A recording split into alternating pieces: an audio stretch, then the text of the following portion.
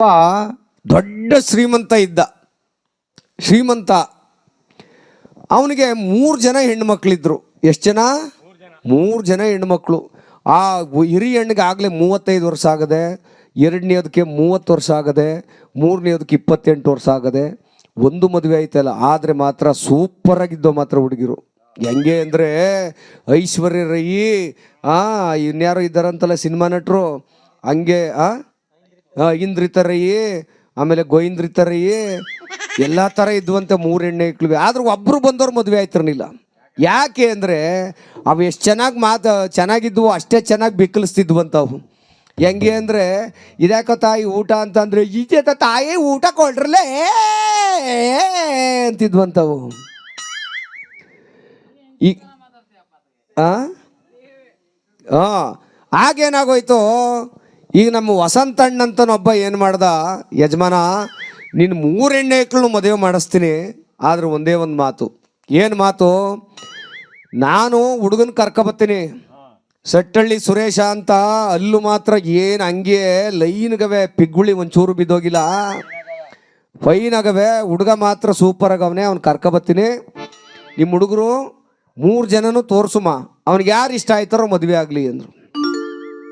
ಅವನಂದ ಶ್ರೀಮಂತ, ಅಪ್ಪ ನಿನಗೆ 1 ಲಕ್ಷ ಬೇಕಾದ್ರೆ ಕೊಟ್ಬಿಡ್ತೀನಿ ಕನೆಯ, ಹಾಳಾಗಿ 3 ಮಾಡಿಸ್ಬಿಡು ಮದುವೆಯ ಅಂದ.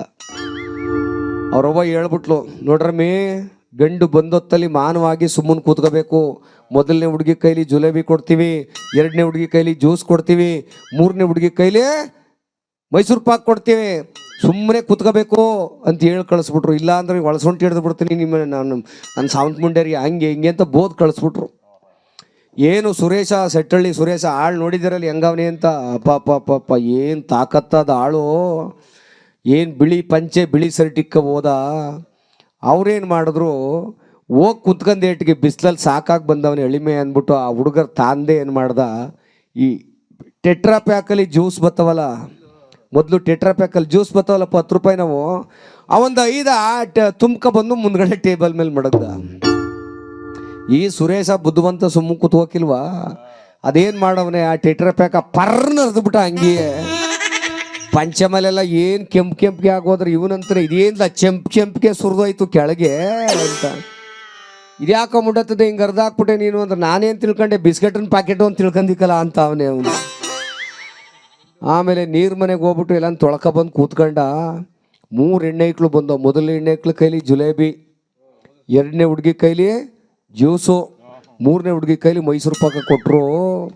ಈ ಸುರೇಶ ಅನ್ಕಂಡ ಒಂದು ಹುಡುಗಿ ತೋರಿಸ್ತಾನೆ ಮಹೇಶ, ನಮ್ಮ ಮೋಹನ ಇವರು ವಸಂತಣ್ಣ ಅಂತ ಬಂದರೆ 3 ಹೆಣ್ಣು ಸೂಪರ್ ಆಗವನಲ್ಲ, ಅವಲ್ಲ ಯಾರನ್ನ ಮದುವೆ ಆಗೋನ ಕಾಣಿ ಅಂದ್ಬಿಟ್ಟದ್ದೆ. ಆ ಜಿಲಾಬಿ ತಂದಿದ್ದಲ್ಲ ಮೊದಲನೇ ಹುಡುಗಿ, ಆ ಜಿಲಾಬಿಯ ತೆಗೆದು ಒಂಚೂರು ತಿಂದ. ಒಳ್ಳೆ ಬೇಕ್ರಿ ಸ್ವೀಟಲ್ಲಿ ತಂದಿದ್ರು, ಬಾಯಿಗೆ ಮಡಗ್ದೇಟ್ಗೆ ತುಪ್ಪ ಹಾಕಿ ಮಾಡಿದ್ರಲ್ಲ, ಕರ್ಗೋಯ್ತು.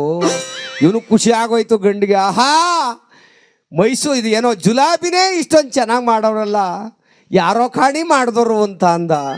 ಈ ಮೊದಲನೇದು ಕೂತಿತ್ತಲ್ಲ ಜುಲೇಬಿ ತಗೊಂಡೋಗಿ ಮಡಗ್ಬಿಟ್ಟು, ಅದು ಸುಮ್ಮ ಕೂತ್ಕೋಕಿಲ್ವ, ಅದಕ್ಕೆ ಮೊಲಾಗ್ರು ಬರ, ಅದು ಶುರು ಮಾಡ್ಬಿಡ್ತದೆ, ಯಾಕೆ ನಾನೇ ಮಾಡಿದ್ದು ಚಂದಾಗಿ ಇದ್ದದೇ ಅಂದವಳೆ. ತಿಂತಿದ್ದು ಜುಲಾಬಿಯ ಕ್ಯಾಕ್ರು ಸುಗಿದ್ಬಿಟ್ಟು, ಥೋ ನಿನ್ನ ಬಾಯಿಗೆ ಮಣ್ಣಾಕ, ಇದೇನೋ ನೋಡೋಕೆ ಇಷ್ಟು ಚೆನ್ನಾಗಿದೆಯಾ, ಹಿಂಗೆ ಚೆನ್ನಾಗಿ ಕೊದ್ಲಿಸ್ತೀಯಲ್ಲವ, ಅವ್ವ ನಿನ್ನ ಸವಾಸನೆ ಬೇಡ ಅಂದ್ಬಿಟ್ಟು ಈ ಸರಿಗೆ ತಿರ್ಕಂಡ. 2ನೇದು ಚೆನ್ನಾಗಿ ಕೂತಿತ್ತಲ್ಲ ಅಣ್ಣ, 2ನೇ ಚೆನ್ನಾಗಿ ಕೂತಿತ್ತಲ್ಲ ಅಪ್ಪ, 2ನೇ ದಾರ ಸುಮ್ಮನೆ ಕೂತದೆ, ಮದುವೆ ಆಗಮ ಅಂತ ಅಂದ್ಬಿಟ್ಟದ್ದೆ. ಅತ್ತಕ್ಕೆ ತಿರ್ಕಂಡ, ಅದು ಅವ್ರವ್ವನಿಗೆ ಚಾಡಿ ಹೇಳ್ತಾ ಕೂತದೆ ಅದ್ರ ಬಾಯಿಗೆ ಮಣ್ಣಾಕ. ಏನಂತ, ಅವ್ವಾ ಅಕ್ಕ ಮಾತಾಡಬೇಡ ಅಂದ್ಲು, ಮಾತಾಡ್ಬಿಡ್ಲು ಕಲೇ. ಅಯ್ಯೋ ಇದ್ರ ಬಾಯಿಗೆ ಮಣ್ಣಾಕ, ಇದ್ರ ತಿಥಿ ಮಾಡ, ಇದೇನು ಅದಕ್ಕಿಂತಲೂ ಚೆನ್ನಾಗಿ ಕೊದಲಿಸ್ತದಲ್ಲ ಇದು, ಥೋ ಇದೇನಪ್ಪ ಇದು.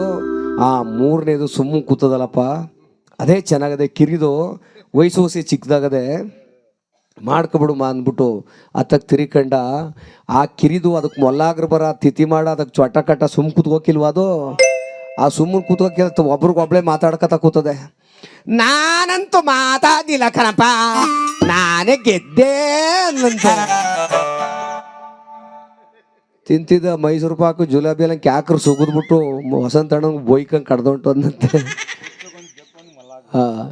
ಅದಕ್ಕೆ ಹೇಳೋದು, ಅವ್ವ ತಂದೆ ತಾಯಿಗಳ ಮಾತನ್ನ ಅನುಗಾಲ ಕೇಳಬೇಕು. ನಾವು ನಮ್ಮ ಜೀವನ ಸರಿ ಹೋಗ್ಬೇಕು ಅಂದರೆ ಅದಕ್ಕಾಗಿ ನಾವೆಲ್ಲ ಪ್ರೀತಿಯಿಂದ ಒಂದು ಹಾಸ್ಯಕ್ಕೋಸ್ಕರವಾಗಿ ಹೇಳಿದಂಥದ್ದು.